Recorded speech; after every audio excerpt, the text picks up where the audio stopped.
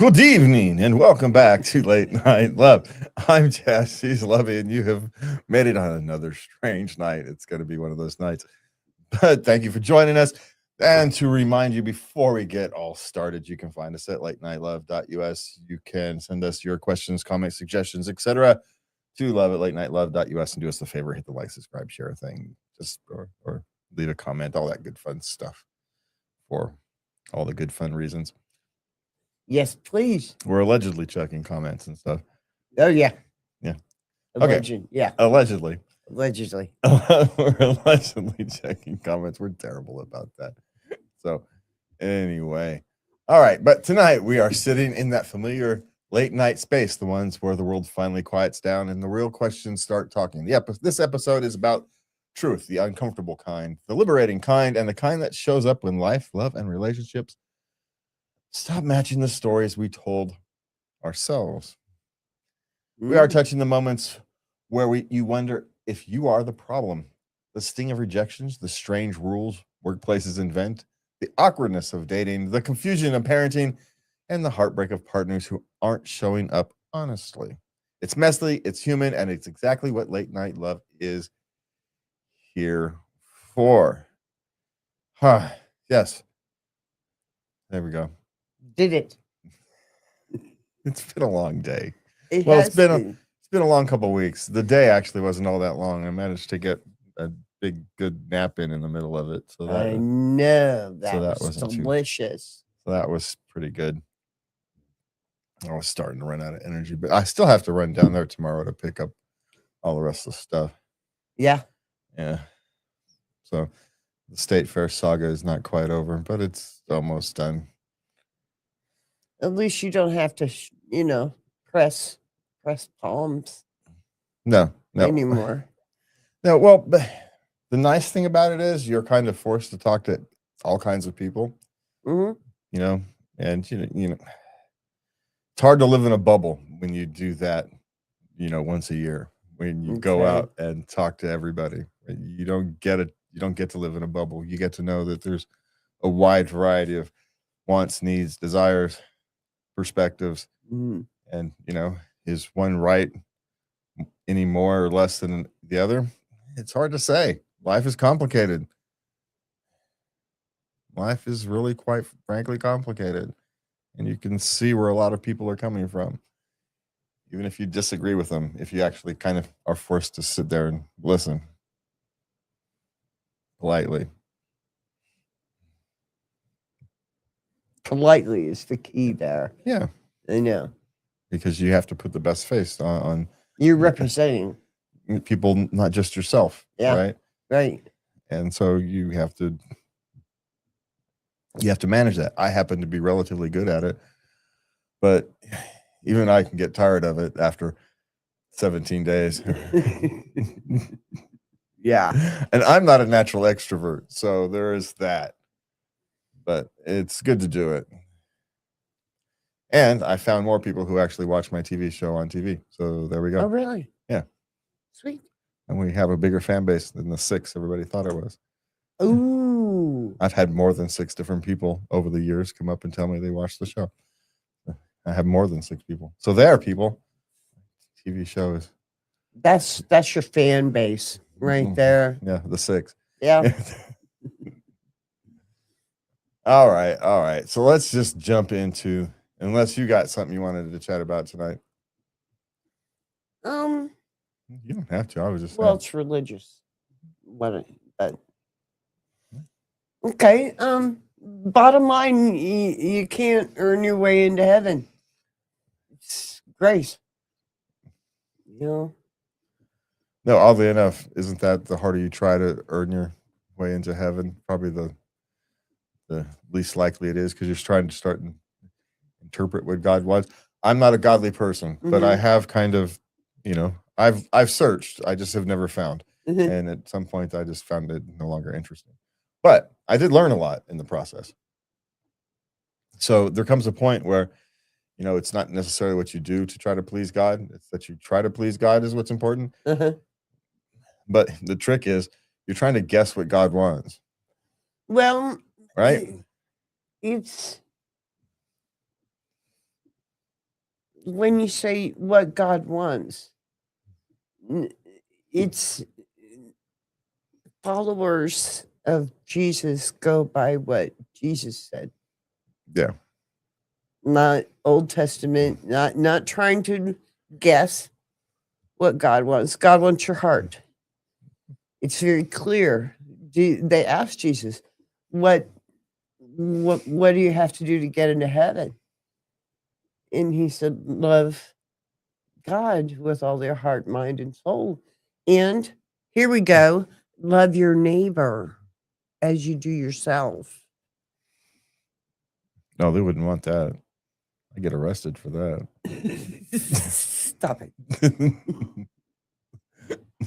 Just say it. And we have never gone into this territory before. No, we probably dabbled, but it's part of life, right? And As you can tell, we have different faith bases. Yeah, I've just kind of given we up have on a trying to mixed figure it out. marriage. You know, Yeah, I'm not opposed. I have, in a sense, there was a time where I was actually a little jealous of people who had faith, one way or another. I can relate to that. I can relate to that. Or one way or another. You either believed or you didn't. And I live in this goofy world where I'm going, I have no strong feelings either way. I could accept either one as ultimately true. I just don't have any faith in one, or that there is or isn't. Could be. Doesn't seem out of the realm of possibilities, considering of all the goofy things that have gone on there. Why not? We have no idea. All right, it's a complete possibility. I accept it. Mm-hmm. I don't have faith in it, but I also don't have faith in the thing. Well, okay, but you can't. Nothing from nothing leaves nothing. So you can't create everything from nothing. So there had to have been something. So anyway, for me, I feel I've been given proof. Yeah. God reached down and said, "Hey, hello, pay attention." And that had, for whatever reason, that either hasn't Call it a happened to me. psychotic break if you want to. I don't care. It just hasn't happened to me, or I didn't notice it, which it wouldn't be necessarily not like me. I don't notice lots of things that happen to me. So flirting for one. Yeah, I love going out in public in a group and someone decides to flirt with him. It is just hilarious. This poor girl, she's working away, and he thinks she's actually interested in the topic he's talking about.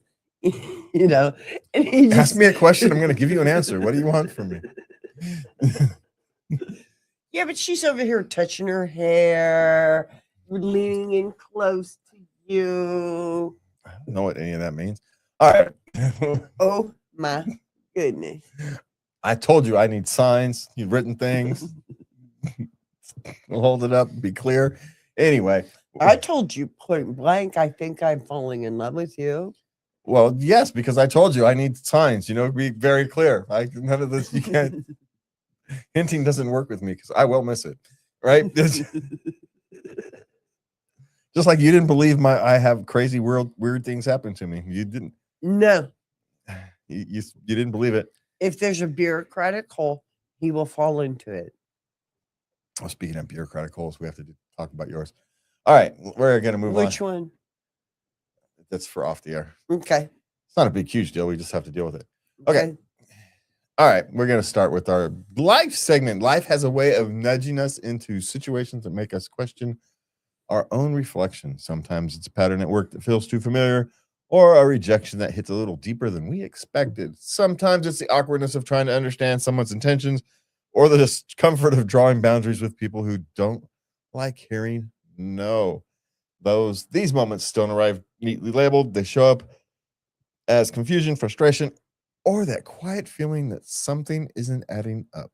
Tonight, we are sitting with those moments and exploring what they're really trying to tell us. Yeah, and our intro is probably pretty good for this, so we will just we'll just jump right into the question. Okay. Like now, just to be fair for everybody, I have no idea what tonight. I copied, pasted. I didn't read jack squat. This is gonna be great. So I love these. I have no idea what's coming up, Ah. for better or for worse. Okay, let's jump in. Okay. I have caused 3 managers to get fired in 4 years. Am I the problem or am I getting used? Okay, so manager, it's a large company. Okay. They put him under a manager Uh-huh. and get him to start snooping and digging and stuff like that to get stuff, and then they fire the guy. And then they move him on to the next one. You're an accidental hatchet man.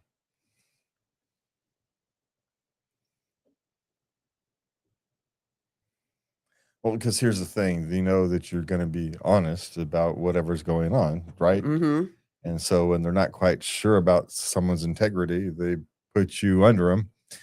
And if he's lacking integrity, shall we say, you're going to find it within a relatively short period, because these people act how these people act, and they move on from them, right? Is that kind of what I'm? Yeah. Yeah. Yes. So in a sense, you're a hatchet man. You just don't know it. I don't know. Are you comfortable with that or not? Yeah. Everybody serves a purpose. I'd want a headhunter's fee. I want $1,000 for everyone you actually fire. Now, depending upon how secure you feel or how easy you feel you can replace your job, you might want to go say, hey, I've noticed this pattern, and just bring it up. Mm-hmm. Yeah.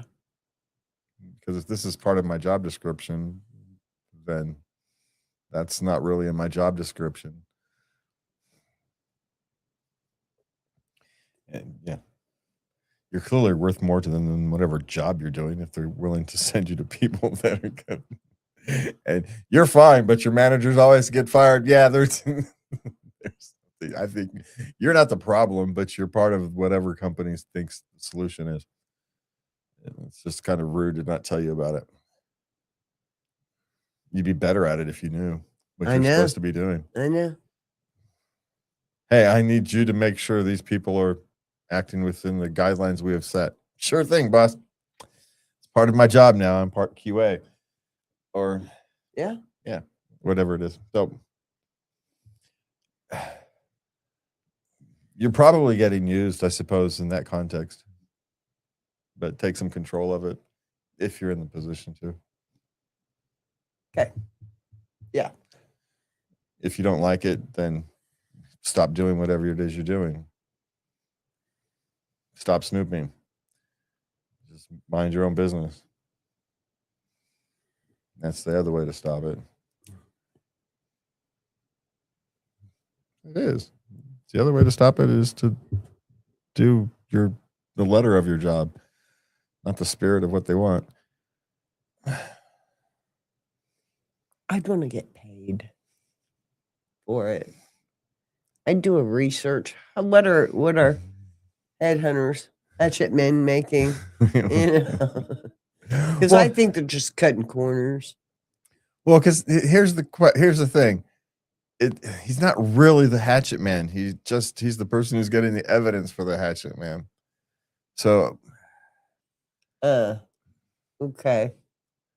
But still, hatchet man's assistant gets paid, right? There's some truth to being compensated for that, but you'll have to see. You just have to see how well it sits with you to be knowing you're part of that process, but accept that you are, and then deal with that. Okay. How to deal with getting rejected for not having enough experience. This is a dating question. Okay. He's 27. All right. He has no relationship history. And he's never been in a long-term relationship. And so people are rejecting him because he's never been in a relationship? Yeah. Oh, you're inexperienced. I can't, I need somebody who's experienced. Well, that's lazy. Yet we get obsessed, when we want to hear details of your past experiences and blame you for it, Can't win anyway. It's like, yeah, but how do I have experience if no one give me a job? You know, it's one of those. It's stuck. I don't know. Look for different types of women would be my suggestion. You're looking in the wrong spot, looking at the wrong. Oh, You should go to church. They'd love you. There, I said it. yeah, depending upon your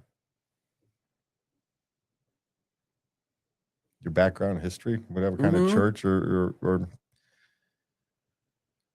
just find yourself a more wholesome lady rather than someone who's more worried about,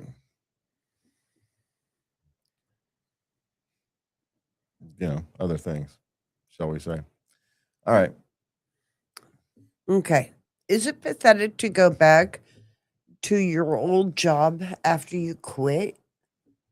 Well, it depends on the reasons why you go back and the reasons why you quit. Sometimes they solve the problem, right? That you're not getting paid enough, so you quit. You realize, okay, maybe it was worth it, so they pay you what you want, so you go back. Is that pathetic? No. It's not pathetic. Now, if you storm off in a fit of rage because Well, Johnny microwaved his fish again and cussed out everybody on the way out, couldn't go find another job that pays anywhere near what they were paying you before, so then now you have to come back all right, maybe. that would be that. Yeah. If they would even take you. Come on, be serious. You may have been a good enough worker or person. It could have been it could have been having a stressful day. All right. You could have been best friends with the boss for, since high school. And you're going to get or if the owner since high school, so you're going to get a break. Who knows? It's happened more than once. Right. So, because you've got some big clients who want to work with that person. And so you kind of, on occasion, especially if it's not a long characteristic, if it was a single kind of thing. And yeah, okay, we kind of get it. But, right, everybody else managed to not go off the handle, But is it? No, because feeding yourself and your family and taking care of those around you is not pathetic. Sometimes sometimes you're the bear and sometimes you're the fish. It's just the way the world works. It is what it is, but it's never pathetic to take care of yourself. Sometimes you got to go backwards to go forwards. It happens to all of us. It does. So, and if just you had an off day, probably, or something, the grass looked greener and it's not. Yeah. Just keep your chin up. You'll be all right. Yeah. What is it? This too shall pass. In 6 months, I won't say everybody's forgotten about it, but everybody's moved on because what's the point? Yeah. Okay. Oh, this one. It's a dating question. Okay. Oh, now this is the one for you. All right. The guy I'm dating is nervous around me. Okay. When they're alone. Yeah. She's 26. Okay. Okay, they're same age. All right. Right. But he's perfectly fine. He's gregarious around. Very personable in a crowd. He's he's kind to waitresses. We watch for that. Things, and he's very social, knitter on with people. But he gets alone with her and he just freezes. Yes, because he likes you and he doesn't want to get rejected. And so every brain cell in his brain freezes up. And yeah, he's got the brain power about a toddler at that point. Scared one at that. So you're lucky he's not sitting there screaming on the floor, throwing a temper tantrum like a toddler would. But that's exactly what's happening, right? He's freezing. You're interpreting everything correctly. You are. She's read him perfectly. That's exactly what's happening. He is frozen up because he's afraid of being rejected, and it's easier to not. This is the double-edged sword, right? But how are they going to move forward in this relationship? He'll give him enough time. Mm-hmm. He'll break. Okay. If you're willing to put up with his awkwardness, he's going to start trusting you. No. I mean, again, it's going to depend how much do you. He will crack back up into the person you like.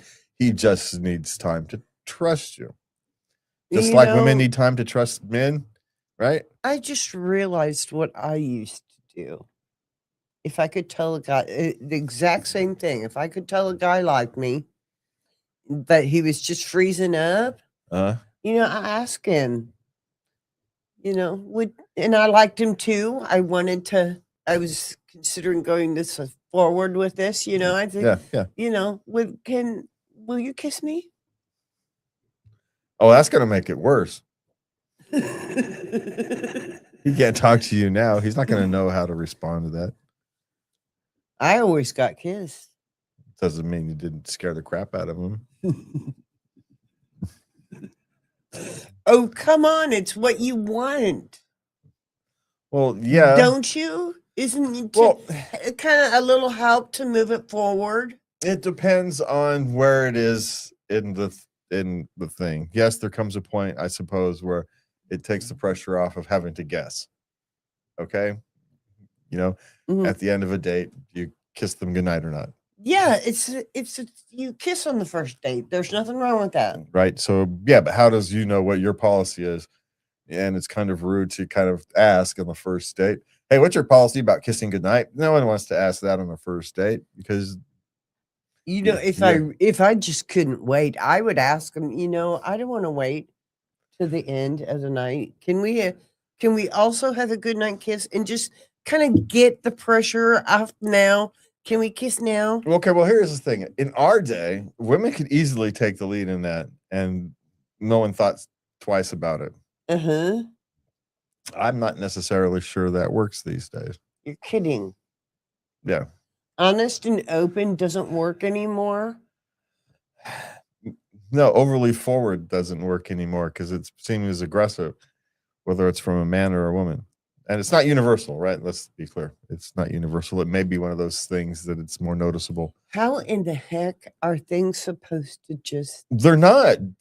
We think dating was bad in our time. I would hate, literally. We all laugh and joke about we wouldn't want to go hit the dating scene now. No, it's dating scene people our age. It's perfectly fine. We just date the way we used to, theoretically, or not date the way we used to, depending upon who you are. But nowadays, for the younger people under say 35, oh my God, you want nothing to do with it. They're afraid of each other. You're kidding. Oh, those poor little things. Yeah, they're all afraid of each other. Or they're so afraid of saying the wrong thing, they're paralyzed and are stuck and they have an opportunity for a relationship. They're about that age, 26. He's paralyzed. They're afraid of each other. It's playing out right there. Now, we were always nervous. Yeah, we were nervous. I was nervous. Yeah, but we were nervous to do this. You're right. We were nervous to touch someone's knee or to touch her leg or to accidentally bump their thigh. Oh my God. Here's one. The butt. Accidentally touch the butt. Oh my God. Or you're looking at their thing. They ask you to help with something and you accidentally rub their breast area. Oh, corsages. They were every teen high school boy's bane of existence. Or pins when you're at a state fair and you have your boyfriend put the pin on your shirt for you. Yeah, all that kind of stuff. You guys do that stuff on purpose too. You look kind of. But that was the nervous game, right? That was the nervous game everybody was playing. Now Now they're nervous because they're afraid of each other. Afraid of what? They don't know. Because it's just this mass fear of whatever social media and the world has told them. Not just social media, it's schools, right? Everything's fear-based now. Social media, old media, new media. Everything they consume is fear-based. Poor little things. We could blame our generation at this point. I'm 57. You're, 65. Mine are past mine are in relationships, my girls, but so they just missed it. 32 is my youngest. Yeah. She wouldn't want to have to hit the dating scene again. No, God, no, she would not. no. She wouldn't do it. So She'd wait for them to come to her. She'd just post something and then be done with it. she'd probably just wait until it accidentally happened, which is frankly the best way. Just become your best self, and then you attract the people who like that. Try not to be afraid. Yeah, it's become the best dating advice I can ever give anybody is to just try to become the best you. That becomes attractive. It really does. The journey of you becoming the best you is what's attractive. That you're on the journey. That's what's attractive to people. And not just on the dating crowd, but friends too. Yeah. So, Platonic friends. okay, what is next? All right. A coworker asked me to borrow him $6,000 for a car, and I said I can't give him this money. He stopped talking to me afterwards. That sounds like a him problem. What is he supposed to do? Nothing.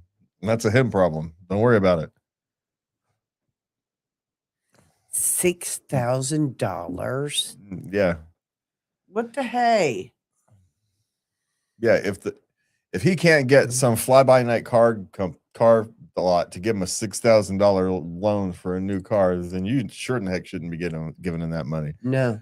So, because you know how easy it is to get a $6,000 loan on a car. So that's just stupid easy. You might be paying 23, 25, 27% interest, but it's stupid easy to get a loan.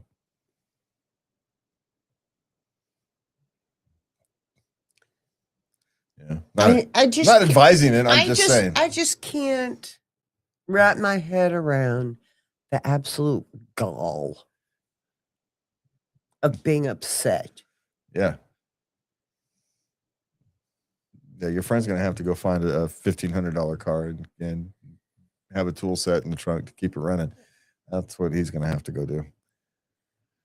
We've all had to do it. Of course, in our day, it was $500 cars, but still. I know. I've had a few of them. I know exactly where it is. Yeah. Or a couple of times a week, you'd have to crawl under it and smash the starter so you could get the car to work. We were just lucky we didn't have a bunch of computers on the car in those days. I had one. It wouldn't do over 50. And I took it on the freeway. People were very upset with me. Well, yeah. Yeah. That would happen. All right. What's next? Okay. Asked a guy out. He responded and said he's not looking for a relationship, but is down to hang out. What does that mean? It means he's not looking for a relationship, but if you want to be friends, cool. You seem like a nice person. That's exactly what he said. Okay. So he couldn't say just friends. Why do they do the hang out? Because that's what friends mean to a guy. Oh. Go hang out sometime. Okay. Yeah. That's the same thing. Yeah, sure. You can hang out if you want. Now, with guys, it means you're going bowling or watching a football game or golf or whatever it is they particularly do. So, no, it's got to be give and take. We both go watch a movie we both want to see. Well, it depends. Each relationship is different, right? Maybe they like ballet. They both like ballet, and so they go once a month to a ballet. That's true. thing. They could both like football. Yeah, who knows what it is? Football addicts. Yeah. They could be football buddies. Yeah, who knows what it is? And how is your world just so crowded you couldn't use another friend? Yeah, maybe they both end up liking D&D, and now you got a new partner for one of them's D&D game. Huzzah. Right? Who knows? And unless you actually hang out with somebody, you don't know these things. So, yeah. But he was actually, from a guy's perspective, he was perfectly clear. Mhm. Now, if by hang out he meant, friend with benefits, I suppose technically he could have done that, but I think he would have been more clear there too. You think so? Yeah, he's not looking for a relationship. Maybe he's got one. Maybe he's just burnt out. Maybe he's, bats for the other side. Just isn't interested. Who knows? Yeah. It's not really relevant. No, this is called a rejection, sweetie. And it's okay. Guys go through this like 10 times a day. I'm serious. This is the male life. This is what they have to deal with. Being rejected. It just is. We accept it as just part of Well, life. Okay, but do you no, thank you, but I'd like to be your friend. How many times have you heard that? I don't know. I don't ask women out. Stop it. No, the last time I asked a woman out, I think was, I didn't technically ask you out. I think probably was my first wife. Frankly, that didn't work out very well. So why would I do that again?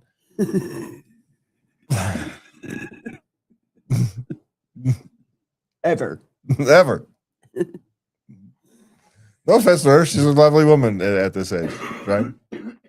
But it just didn't work out. Yeah, but at 19, 20, we're all a hot mess. Yeah. I'm just saying. So you're asking the wrong person. All right, what's next? Okay. Last question, work question. Should a company ban a farewell meal? Now, they asked her to resign. Okay. She's resigning. She's like the mom in the whole company. She's older. Yeah. Okay. So she asked you to retire, right? They asked her to retire. It's essentially it's a forced retirement. Look, you've been here too long. You gotta get the heck out of here. So they want to have a little lunch. Okay. For her, a dinner, actually at a restaurant and everything. Everybody's paying for it. The company's not paying for it. Okay. And the company wants to ban it. They can't ban what people do on other people's time. If you go to lunch or after work and you go and have a farewell dinner to the person, there's nothing they can do about it. Yeah. It's literally none of their business. Now, what they can say is you can't take long lunches that day. I suppose they can be jerks about it. I suppose they want to, it just kind of sounds like what they're doing. You want to take a long lunch or something, or take the afternoon off for the lunch. Mm-hmm. They can say, well, no, it's a work day. You can kind of understand, but schedule it instead of lunch. Go have a dinner or go have a breakfast or do it on a Saturday or a non-work day. Yeah, they can't say anything. No, they'd be setting them up for however many people go to the thing lawsuit. So everybody come. If that's the case, call people who don't even care. Have them come. They're going to complain about it because you go on a day that no one's scheduled and everybody shows up. And they try to punish people for it. Yeah, I don't think there's a state in the union that wouldn't have a problem with that. So you could file lots of lawsuits. Wouldn't go well for them. So. No. So anyway, a company who does that, quite frankly, depending upon how big it is and the reasons, they may have the reasons that are valid and we just don't know. But I'd be looking for a more honorable place to work for. But that's always my solution to these problems. Easier said than done. I completely understand. That's why I said, look. Didn't say quit and go somewhere else. I said, look for look. Yeah. Yeah. Yeah. Yeah. because it's rough out there. So don't go throwing jobs away right now. It's not the time to be throwing jobs away. Mm. Yeah. Life doesn't always give us clean answers, but it always gives us patterns. And when you learn to read those patterns without shame, you start making choices that feel like self-respect instead of self-defense. For me and Levy, have a good night. And please remember to love everybody. Oops, I didn't queue up my thingy. Look at how bad I am. I have to edit this out. There we go.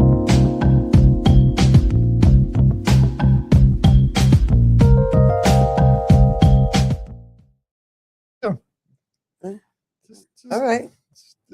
Don't panic.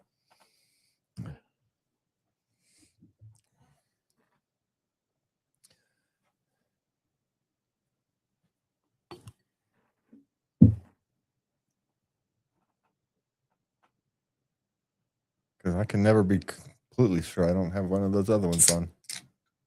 So. All right, babe.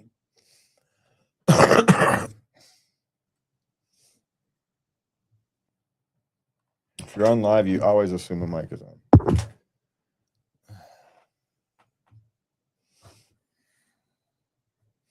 I've done live TV for a long time. It's a lesson hard learned. Oh, okay, gotcha.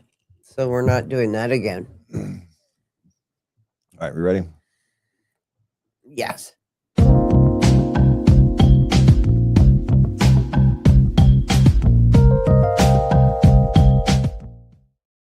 And welcome back to Late Night Love. I'm Jazz. She's Lovey. And love shows up in the tender, the unpredictable corners of our lives. It's in the conversations we have with our kids when the world hands them something too heavy. It's in the early I can't stop laughing. It's in the early sparks of dating where timing and chemistry don't always sync. It's in the choices we make to protect our families, even when the rules around us feel a bit blurry. Love asks us to navigate vulnerability, curiosity, and responsibility all at once. Good Lord. Why can't life just have an easy button? And tonight we are stepping into that soft, complicated space where connection begins. Yeah. But before we do all that, you can find us at latenightLove.us. You can send us your questions, comments, suggestions, etc. to love@latenightLove.us. Do the favor, like, subscribe, share, blah, blah, blah. All the good, fun stuff that I hate doing, telling you to do. Calls to action, blah, blah. I hate all that stuff. Calls to action. It's technically what it's called. I love it. It's the technical term for all that when you tell people to do things. I dislike the calls to action. Remember that convention we went to, that libertarian convention we went to, where that one guy was? He's from New York. I don't. Which guy? He was a politician, and he was on YouTube, and we had been watching him. What was? And I said to him, I really like your videos. And he said, which one did spark your interest? And I just froze because I didn't know what to call it. And it was the one that was call to arms. Yeah. Call to action. Yes, I know. I just don't like doing them. It feels inauthentic for me. Well, but he really had me stirred up. Yeah. Well, some people are good at that part. I'm good at the part where we talk calm and quietly and laugh at uncomfortable things because that's a human way of dealing with things that are uncomfortable. So, and why fight it? It's kind of my perspective on that. All right. So what are we doing tonight, love? Okay, we're going to start out with a little tender one here. How do I tell my daughter? Okay, she's 5. Okay. The truth about the bird's nest. They had been watching a bird's nest, and then she didn't see the bird's nest. So the mom went outside, and she found the baby bird's dead, So what is she supposed to tell? Well, 5 is a difficult time because they're actually old enough to kind of understand it. Yeah. And so, in a sense, you have to figure out the softest way for your child to understand death. And oddly enough, this is kind of usually their first type of experience with that. It is. This is where I My first experience with death was with animals. So yeah, they see the birds and nature's a cruel mistress. And how do you tell that to a 5-year-old? I know. And so And then comes the day where they figure out I have to die. yeah, you can tell them that the I sense you could tell them the truth. The nest had an accident, and Yeah, it was an accident. One of the she thinks it was either a cat or yeah, a hawk or something. it could have been the wind. The nest wasn't built quite properly, and a Uh, gust of wind came and blew the nest out. mm, You know, nature's a cruel mistress, as we yeah. talk about a lot. So, you know, it was an accident, and you know the young babies didn't make it, and that happens sometimes. It does. And you know, here's a nice thing: you can either go get a book about how to explain death to a 5-year-old, search on Amazon for a book, and read the book. You know there's something on Amazon. You can ask one of your favorite AI agents to give you a few suggestions, and you can kind of go through and not necessarily pick and choose, absorb and meld the ideas together to fit your child, because you know how much truth your child can take. Some children, especially at 5, some children at 5, you essentially try to ignore it, redirect them, you know, send them the other way, and get them thinking about something else. At 5, it's relatively easy to do. Other children at 5, you're going to need to tell them the truth. And sometimes you can be more blunt than others, depending upon that 5-year-old. So you're going to have to, this is the tough part of parenting. And you're going to guess, and you might guess wrong. Because we all guess at that point.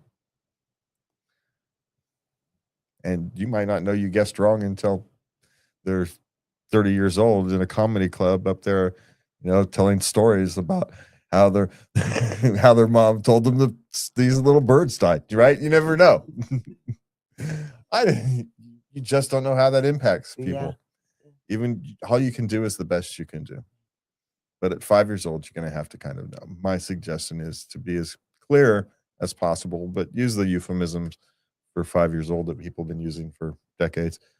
You know, stick to the tried and true. They exist for a reason. Such as? It was an accident and the little birdies didn't make it. There we go. They start putting 2 and 2 together. And then you're going to have a better explanation of death, which is why I suggest you go talk to people who are better at giving you a better explanation. You know, people who have experience with this a little more. Well, I have plenty of experience, but the experience I have is with each different unique children, and each one took a different path. And so I can't give you a nice, clear explanation. Well, I meant a counselor, a death counselor. Well, I don't think you need a death counselor for a 5-year-old.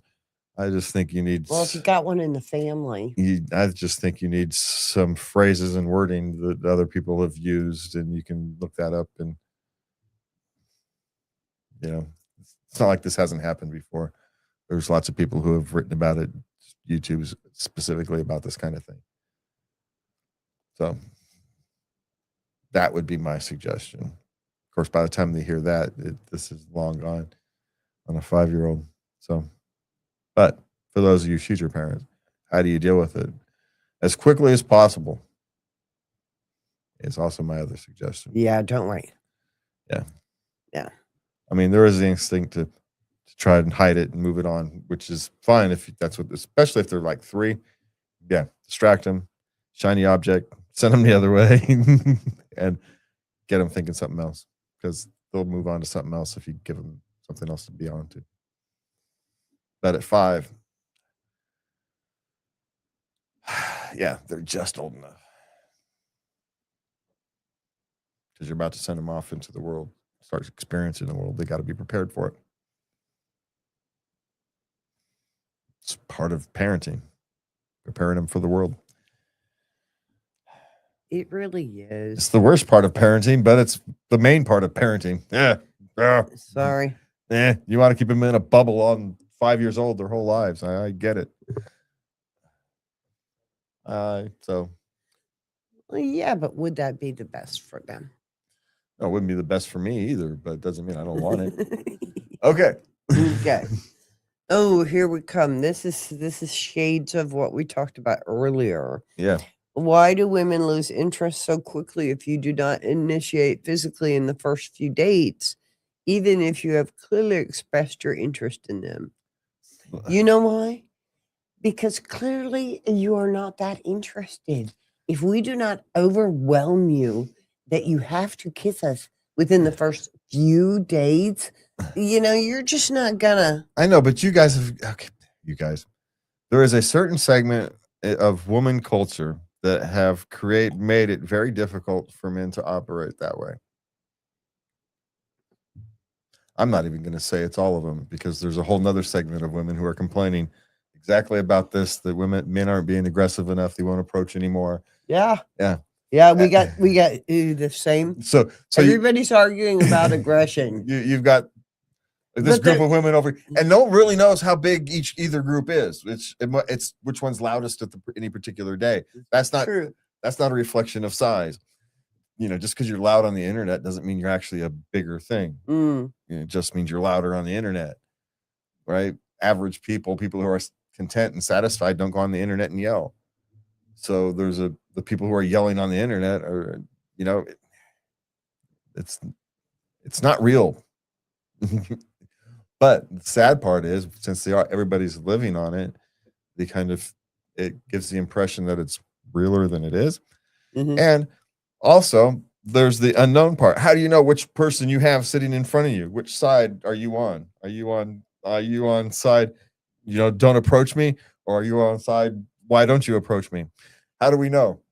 Can you guys wear different color clothes, uniforms or something? Can you give us a sign, a headband, tattoo on your forehead? I don't know.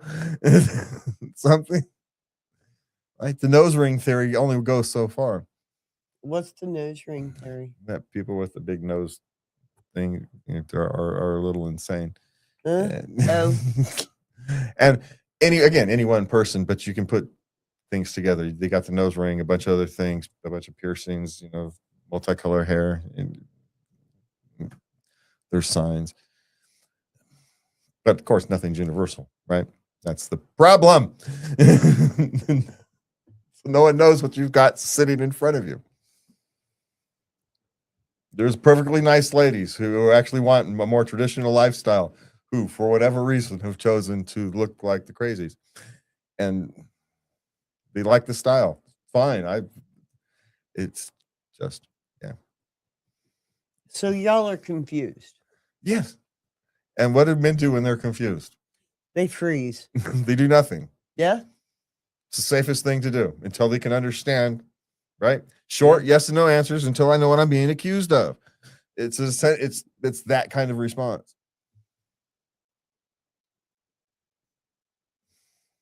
Or you disengage. Screw that. It's not worth it. I'm going to go play Dungeons and Dragons with the boys. See, I don't understand these women. Before you cut bait, you've put in a couple dates. Obviously, you like the guy. Before you cut bait, shouldn't you give him an opportunity and say, "Hey, are you still interested? Because it's okay to start physical activity now." I think this is part of the problem between logic and emotion and human nature. I don't think women are programmed to do that for whatever reason on a large scale. Men are far more programmed to be the aggressor, to approach, because it's as much as rejection hurts, women have a far more dangerous path. The men's danger in that kind of situation is emotional, right? You take an emotional beating of getting rejected all the time. That's right. It's its own toll. But if women approach somebody and they happen to approach the wrong person, it can be extremely dangerous. So they're wired not to. Mm. They're wired to be resistant to that until they feel safe. Until that person can make them feel safe. And the problem is they're having trouble getting to that line where either person is feeling safe. Men used to abandon the feeling safe line. It was back there somewhere. We didn't care about it. It was back there. We've jumped off of roofs, right? We're okay. We'll survive. But now that line has shifted. The dangers have shifted. Blame cancel culture, blame the Me Too movement, whatever you want. You can blame the amplification of the negative, the social media and algorithms and whatnot assert themselves. But we ultimately control those algorithms. So change what you consume and you'll change what you see.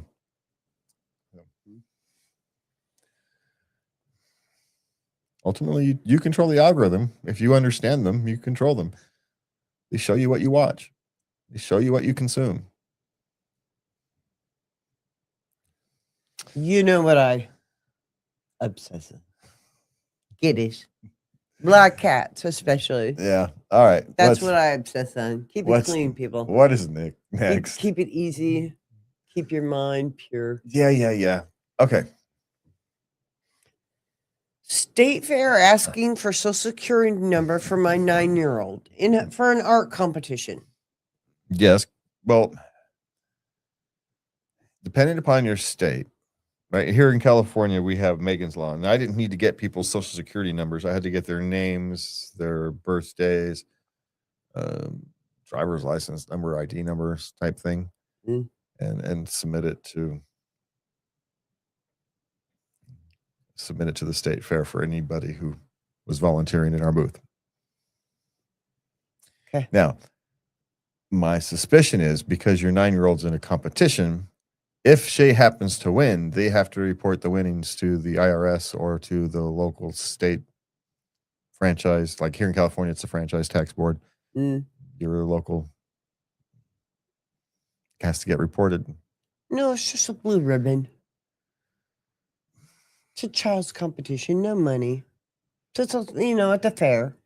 Yeah, well, different fairs have different things. Lots of people get reward money if you win.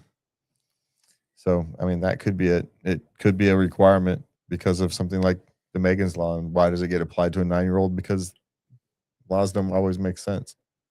No one ever checks. No one knows if the people who I wrote on the list are the people who came in and volunteered on the booth. Nobody knows but me. And I ain't saying.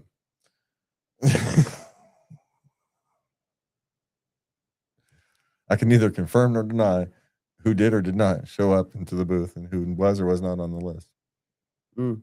Frankly, because I didn't keep a copy of the list, so I have no idea. I have no idea who I put on there.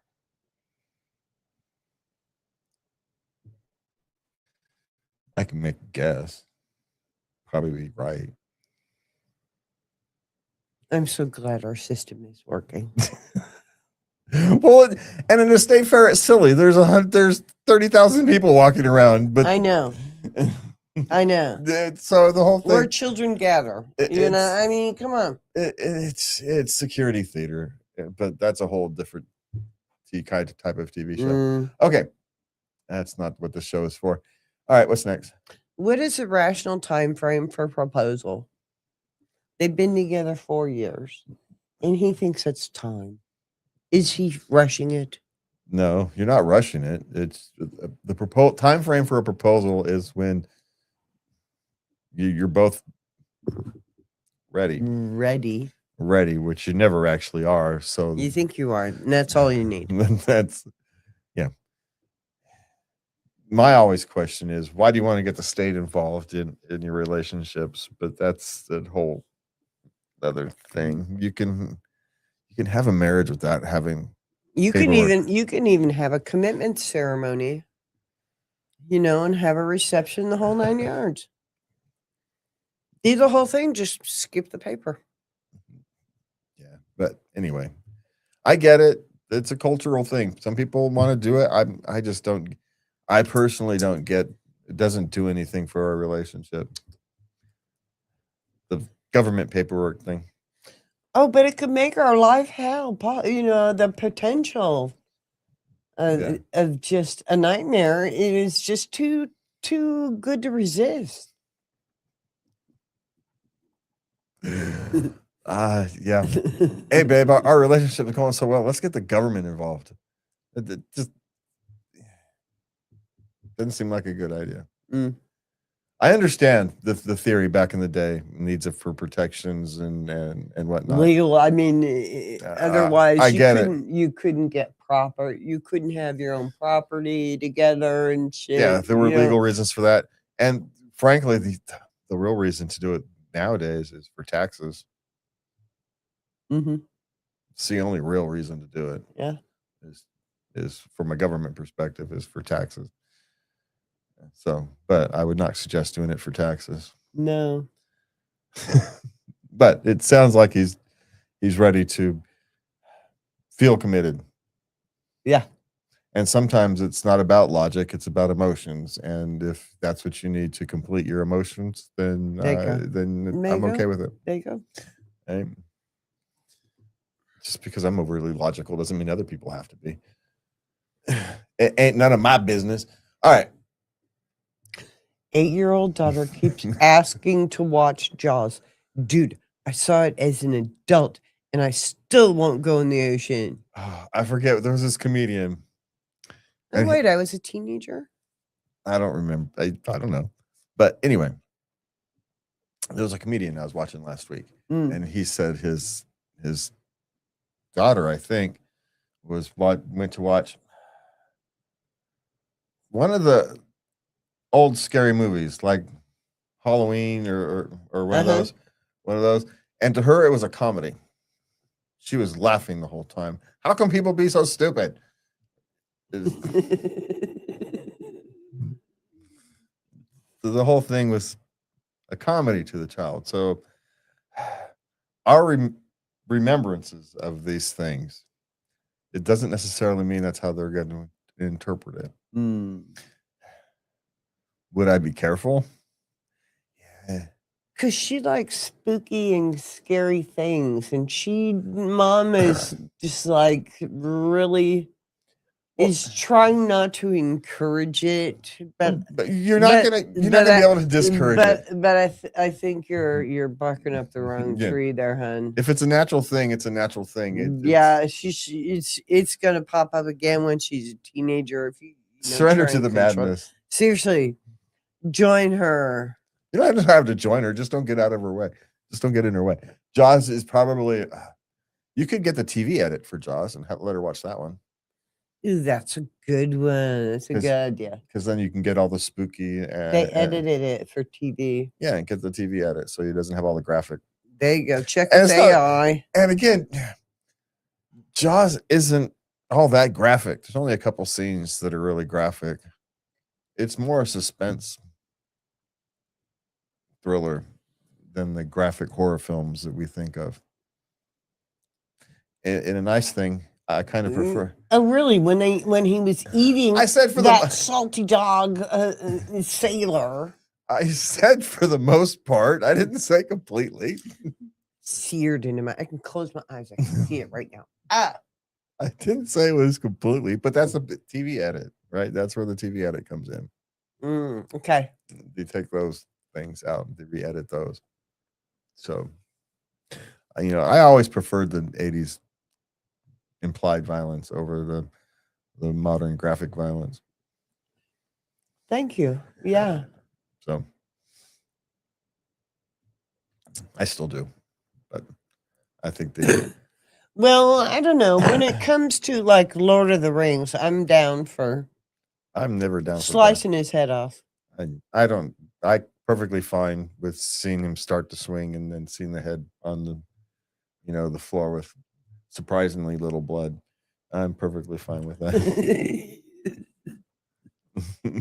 So I get the same effect that you get with all the other gore and stuff. Without Yeah, the I sensory know. overload. I know. That's why when I know it's not your thing, so when you come in, I try and turn it on. The most violent I get is Star Wars. With you, Yeah, but Star Wars is 70s, 80s violence. It's cool, okay? right? Yeah. It's 70s and 80s. It's that 70s, 80s violence where it's all kind of implied. Yeah. The worst thing in Star Wars is what? In the bar scene where the arm gets cut off? I know. That's the worst thing in Star Wars. You know which one is scariest to me? When Princess Leia's sitting there and he comes in with that With the ball thing? Yeah. with the ball with the needle sticking off of it, all them pokey things. Oh yeah, that for a woman, that's deliberately designed to scare the little pants off of women. Well, it does. It's supposed to. Just saying. So, all right, what is next? We went off the rails on that. I know. So, do you let your 8-year-old daughter watch Yeah. Jaws? Let her Don't get in the way. Find the TV edit. If I would be find my the TV edit. you can probably There find you it go. on YouTube. Yeah. Okay. What's your opinion on the maximum number of dates by which you really should have kissed? Oh my God, I put another one in there. Okay, we kind of. Hey, don't blame me. It's subjective. Yeah, I think we covered this. This is. we did. So we'll move on quickly. There Okay. is no, well, because there is a difference. Look, if you're a Mormon, if you're a devout Mormon, that number is going to be different than if you say you're a, Your first kiss is when you get married. or then say you're a Jehovah's Witness, or you're a Catholic person, or a Muslim person, depending Yeah. upon how devout you are in any of these things. So that can change. Yeah. Yeah. You know, We depending can't upon your answer culture. that. And Yeah. This is America. We don't, regulate stuff like that. Yeah, and if you're maybe you're part of a free love hippie community, and if you ain't kissing by the half date, what's wrong with you? Hello, that's me. So This born in 61, baby. but there comes a point, if you got to the point where you're questioning, has this gone on too long? I have a suggestion for you. I do actually have an honest suggestion that is actually theoretically helpful. What? Ask. That's what I'm saying. Not in a weird way. I'm just saying, hey, we've been on date 6 or 7, and we haven't really talked about kissing or becoming even remotely intimate, like kissing or holding hands or all these things. So what do you think we stand on that? Or something of that nature. Uh-huh. I'd probably need more time to come up with something a little slicker than that. But about a 6th or 7th date, you're probably friend zoned. Not necessarily. Again, you could just have people. Oh, not in dating today, apparently, because I know nothing about because it. they could both be scared. They could both be scared. They could just be sitting here. I'm afraid of being rejected, so I'm not gonna. She keeps going out with me, so that's better than being completely rejected. So I'm not gonna try. And she's doing the exact same thing because they actually kind of like each other, and they also respect each other. So they're respecting boundaries that don't need to be there. You figured out each one of you, the other one is not an axe murderer. So you can go ahead. Yeah, you might find out the why. Yeah. Maybe I was taught that you don't do that until date 10 because that's what my dad taught my brother, and that's what my brother taught me. And they're both successful people or whatever. And so you just doing what you was taught. Yeah. How you supposed to know different? Yeah. So. Okay. Well, dating is back. That's cool. What to do when the school has no dress code? So the, tube tops, short shorts, which she feels, she doesn't mind her teen wearing around the house and stuff, but she doesn't want her wearing it to school. Well, okay, but why does a school dress code matter? If you want a dress code, impose a dress code. Mm-hmm. Why are you shoveling that responsibility off to the school? That's part of your parenting responsibility. Here's the thing. If you don't want them wearing something, don't buy it for them. You're going to give a teenage girl a tube top and expect her to only wear it around the house. Now, say that one again in the mirror and see how smart that sounds. When my mom was at work, I used to wear it walking around town. That's what I'm saying. If she has it, she's going to wear it. She'll stuff it in her purse and put it on when she leaves the house. She will. So, the dress code does not start at school. The dress code starts at home. So, impose the dress code at your house. Now, that ship may have sailed. You're going to have a hard time putting that genie back in the bottle. Yeah. But maybe it hasn't. Maybe it hasn't. But you've already bought her tube tops. For the love of God, stop it. I'm not saying you can't buy her stuff that she won't wear to church. That she can only, that she can only wear to church, I mean. But you don't buy her stuff you can't send her to school in. Yeah. If you're uncomfortable sending her to school in something, she probably shouldn't buy it. She can dress like that when she's 18.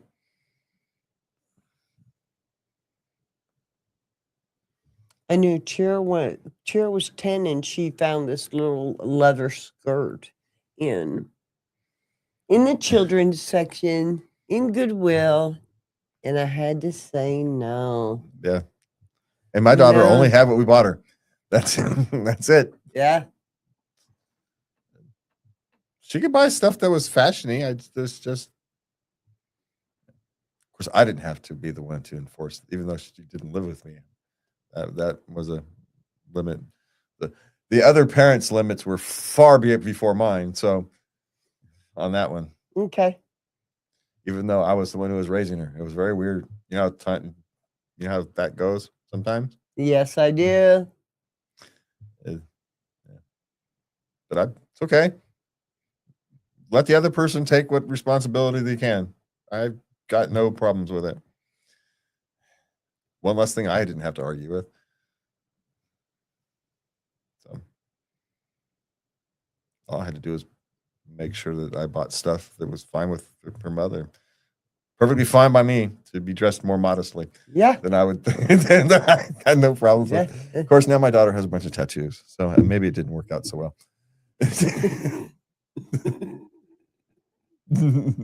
Just, you never know how these things turn out. I just wanted to point that out. Yeah, but they may also not be related. Okay, I don't think they are. I think it's just a cultural thing. It may very well be, but it also could be related. It's going to be ugly in the nursing home 60 years from now. All these overly tattooed people with wrinkles and saggings and I don't know. What was that supposed to be there? Is that a lion? No, it's my mom. Oh, sorry, man. Love is a long conversation, and the more we learn to speak gently, even when the topics are uncomfortable or ludicrous, the more connected we stay to the people who matter. From me and Lubby, have a good night, and please remember to love everybody. Good night.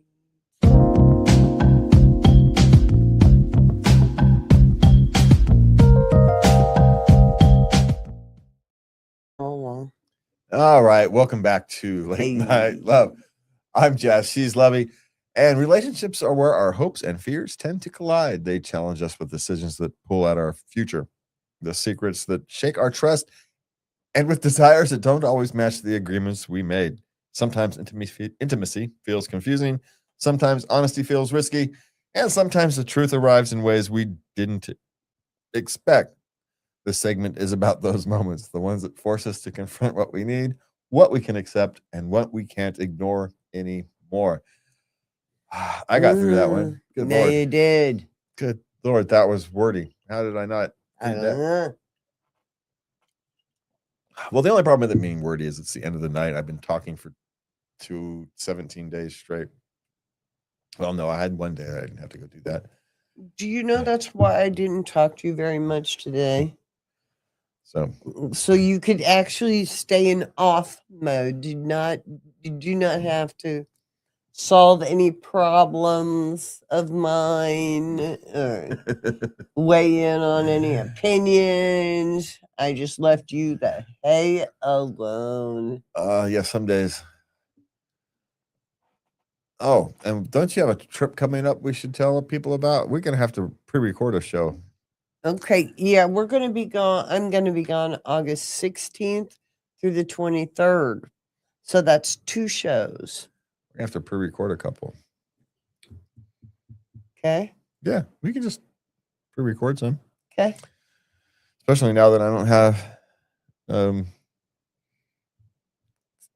state fair thing. I can think. Cool. My brain is starting to struggle. Uh-oh. This is gonna be Uh-oh. no, we're already off the rails. Surrender to the madness, man. I'm just saying, just surrender to the madness. All right, what is next? How do I navigate my boyfriend's guilt tripping me over my dream job offer? She has to move. Dump your boyfriend? He's gonna try to guilt trip you over your dream job because you have to move. It's fine to be bummed. It's okay to be upset. No, it's okay to be bummed. It's not okay to be upset. Now, it's okay to internally be upset, but you can't externalize. Yeah, no. It's okay to be bummed. Yeah, he's losing something he cares about. Yeah. So you would expect some level of reaction. Yes. Right? I know. She's acting like it's never occurred to her. Well, no, it's the guilt tripping thing is beyond the pale. That's you can't guilt trip somebody. Right? Yes. And okay, maybe for the first few hours, you can kind of expect an uncontrolled reaction. You know, initial reaction, and he's not smart enough to not say the first thing that comes to mind. And I know. Third, never the first thing. It's the third thing that comes to mind. Maybe they match. Great. Now you're pretty solid in what you're going to say. But the third thing, just when you're upset, never the first. Slow down and think. But anyway. Forbearance. Yeah. So I don't want to say dump your boyfriend, but in a sense, if it lasts more than, say, 48 hours, then you're going to want to have to dump your boyfriend. And you may have to anyway, because if you're moving across the country or something, and long-term relationships are very, very difficult. I mean, do you want to drag it out? Obviously, you don't want to take him with you. Well, no, he may have his dream job already. Yeah. So, but these things happen all the time. Yeah. Relationship ends because of this all the time. I do. Some people try to make the long-term relationship work and it doesn't. Some people make it work. Yeah. Until, something happens and they're able to be in the same city again. Yeah. Yeah. So, or someone gets an opportunity to work remotely so they can live anywhere. Yeah. Who knows? But don't let one dream get in the way of the other, because your boyfriend is not your husband. You don't have a family yet tying you any place. You are at the age where you chase dreams. If you are chasing your dream career, then you chase your dream career. It may not work out, but at least you tried it. So, got to give it a shot. Yeah. Do you want to be, 30 years from now going, I should have done that? Coulda, shoulda, woulda. Coulda, shoulda, woulda. Where would I have been if I had done that? Maybe you'd be perfectly happy with a family and a white picket fence, and you're thinking about I wonder what my life would have been like if I'd done that other thing. Mm-hmm. Or maybe you're struggling to feed yourself and you're wondering, okay, what would I? You don't know. No one knows what the future beholds. Yeah. But chase your dream. Definitely. Yes, my suggestion. Okay. Husband is hiding his gambling losses. She doesn't know what to do. You're going to have to put together an intervention, sweetie. Yeah. Here's the thing. There's lots of resources. The casinos they're required by law to fund Gamblers Anonymous type Uh-huh. things. So you call them and you ask them, my husband has a gambling problem. Where do I start? And they will get you on a path. Yeah. They're literally paid by the people who are stealing your husband's money. Use it. Use it. If you ever watch ESPN or some of those shows where they advertise gambling, if you ever look at the bottom of the screen, they say, if you have a gambling problem, call whatever. Mm-hmm. Call them. It gives you a place to start. What you need right now is to not feel like you're completely powerless. You are not. You just need someone to give you a blueprint on where to go. You don't need to reinvent the wheel. You don't have to do this alone. There are resources for you to reach out to and to get help. Just like if you've got, someone with a drinking problem, it's the same thing. You reach out to people who know how to help you. Mm-hmm. Yeah. And you start there. So good luck. And, your husband may have to hit rock bottom. He may have to think he's lost you in order for him to start himself back up. And the first thing, I'm sorry, I'm practical. Cut off his funds. Yeah, she may have to go move in with her mother or something, right? Yeah, close your shared checking account, cancel all the credit cards, cut off his funds. And this is also to protect you. You have to start protecting your financial future. Yeah, protect your funds, but I would talk to the gambling hotlines before you do anything. Well, yeah. drastic. Yeah. But it's coming.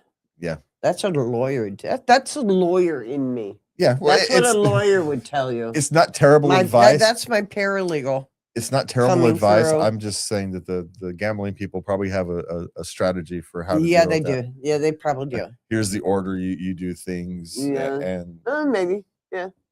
There's someone to walk you through it. Yeah. You get a sponsor. Yeah. Yeah. Yep. Okay.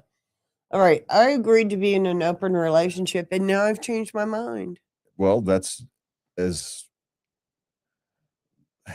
it's no different than when you decided to be in one, right? You can change your mind. You can change your mind. You're allowed now. Of course, here's the problem is your partner want to change their mind. You've opened Pandora's box and now you're trying to close it. Yeah. They may not want to close it. Yeah. Now what are you going to do? Did you think about this potentiality when you guys went into the open relationship and did you discuss what happens? Does one person get to decide to close it, or do you have to agree on it? You agreed to open it. You needed agreement to open it. So do you need agreement to close it? Or can one person do it? Well, I would. Or did they talk about it at all? Which is my suggestion. They probably didn't. No, they probably didn't. And so now you've got to have that discussion now. Not the greatest time to have it. But here's the other part. They may want the same thing. Yeah. And just don't want to talk to you about it. Yeah. So. I mean, the idea is lovely, but it's good on paper. It could be one of those good on paper ideas. It could be one of those things. It just runs its course. Okay, he could be just ready. Yeah, it could have just run its course. Now it's boring. Now it's boring.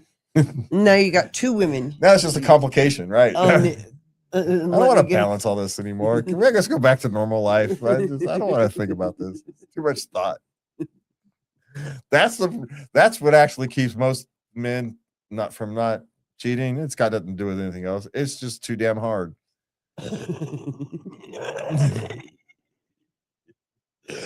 Do you think some decide I'm just not equipped? I can't balance all those balls. I will screw up. No. Exactly. Yeah. There's a good number of them. You don't understand how lazy we actually are. Because we'll go out there and move mountains and stuff, so you think we're not lazy. No. When we're done moving the mountains, we're lazy as all get out. In fact, we'll move the mountain as lazy as we possibly can. Why do you think we invented steam machines and dynamite and all that stuff? We got tired of with pickaxes. So, just saying. Y'all are amazing. Yeah, but that's not necessarily a good thing. Okay, now we're entering the intimacy questions. Now we're entering them. Yeah. Okay. Girl girlfriend's medical note says currently active with 2 male partners, even though we're exclusive. Am I overreacting? Okay, how long have you been exclusive is the question, because they could be talking about over the last 9 months or a year, and Mhm. not necessarily In the moment. in the moment. You don't know what the range is they asked. In the last 6 months, how many people have you been with?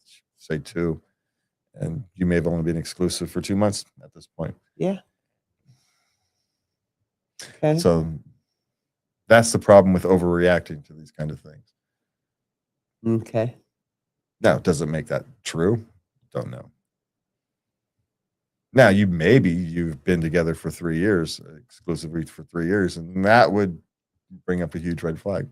So it really kind of depends. How big the flag is going to depend how long the Mhm. relationship has been. Okay. Yeah. Simply because you don't know how long they asked. They don't, right? They always ask a range. Could have been last 6 weeks. It could have been 6 months. Could have been 2 years. You know. So I know this because I've been through not this exact thing, but on the end where they ask you all these questions. Yeah. Mhm. So they always give you a time frame. Okay. Sometimes they give you more than one. Okay. Yeah. Because I would overreact. Well, it's human to overreact. Yeah. Yeah. So But we've been together 18 years, so it doesn't seem that long. I know.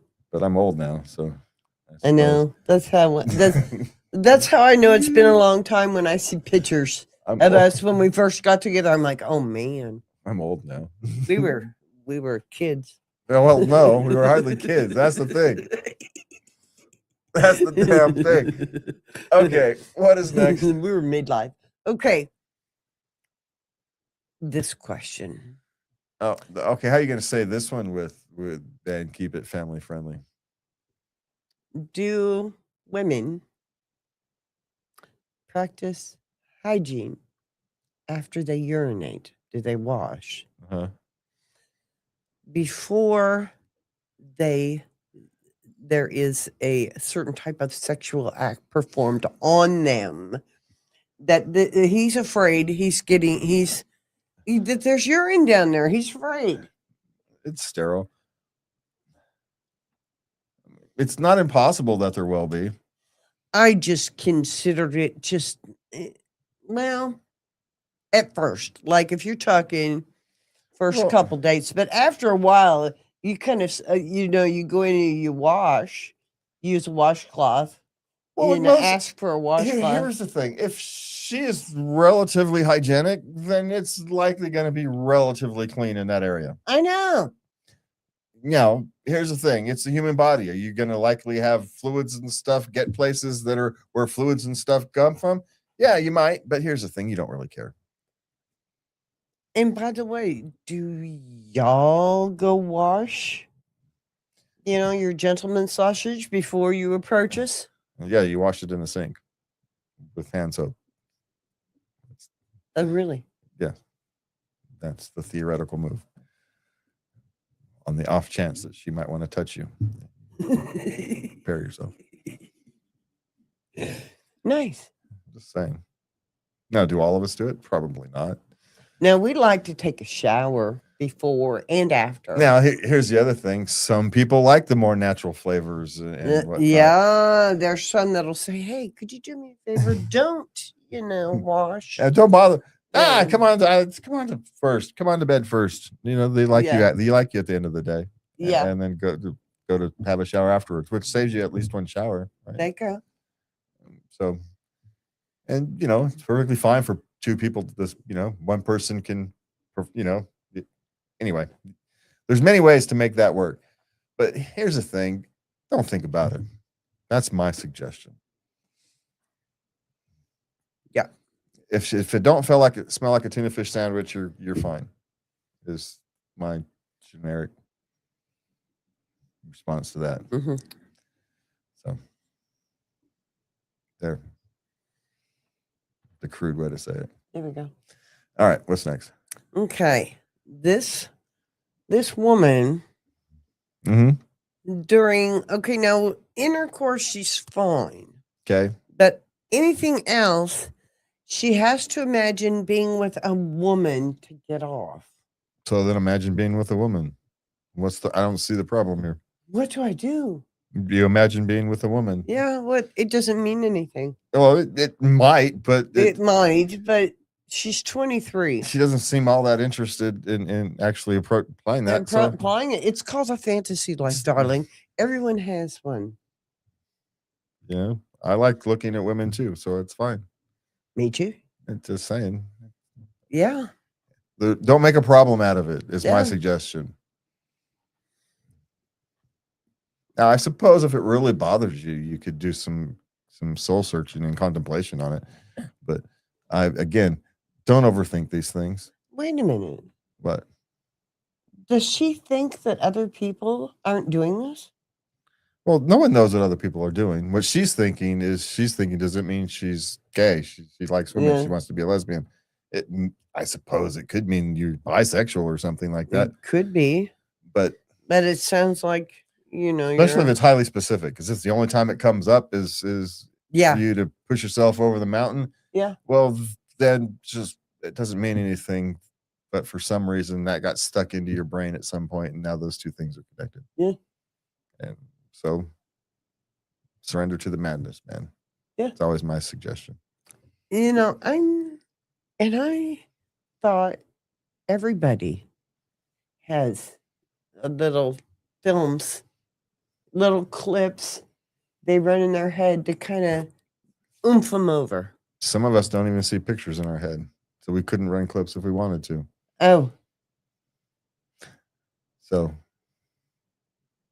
it wouldn't surprise me if most people do, but especially women. Men are visual creatures, but we have the thing to look at right there. So why do we need to imagine anything? Sometimes you're Harrison Ford. All right. I'm nicer than Harrison Ford is. So there. Okay. What's next? Okay. Last one. How rude, by the way, this one. My girlfriend said she can't feel it. Now I can't perform. Now, it was in doggy, which that is an issue for us because of how things stretch and change and in different positions and stuff. It is hard in that position. You're kind of like, oh, okay, I guess we're there. But you don't say it. Well, I had one guy say it to me. I had a guy say it to me. Well, those two him and that guy's girlfriend should get together. I know. Well, the problem is you now feel betrayed. Oddly enough, I know. It's not even hurt; it's betrayed. Now, should you? Probably not, because she probably didn't mean it that way. It just came out blunter than she. Seriously.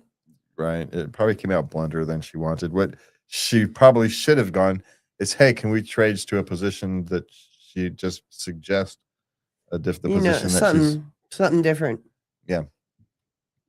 If that, or, there's different ways to do even doggy style. We only do that for you guys. Yeah. Well, not all of you, but. Sometimes. Again, but people do things for the other person. I know. Yeah. It's a good view back there. It's called, that's why we know you like it. It's a good view back there. And we're visual people. I know. And we're like, oh, God, I don't even want to think about what that looks like. But he likes it. So, okay. So that's how that works. Nature, man, I can say it about 1 million times by the time we're done with the podcast overall. Nature's a cruel mistress, man. She has. God is laughing. Yeah. Everybody thinks God ain't funny. Oh, yes, he is. God got a sense of humor. Oh, yes, he does. Yeah. Assuming he exists, God got a sense of humor. We do, so he does. Yeah. Just saying. And just like my sense of humor, it's not always funny. Well, it's funny to me. Most of the time, I think you're freaking hilarious. But then sometimes you get on this little, it's a little edgy, and I have to, and after a while I get worn down and I'm just like, okay, that's it. No more. I've had it. You're done. I can't help it. All right. Relationships survive honesty better than they survive silence. Like it lasts. And when you learn to name what hurts, you give yourself a chance to heal, whether together or apart. As we close tonight, remember, you are not alone in the questions that keep you up at night. You're part of a community that shows up, tells the truth, and tries again tomorrow with a little more clarity and a little more compassion. Take care of ourselves, take care of each other. And as always, we love you. Have a good night. And please remember to love everybody. Good night.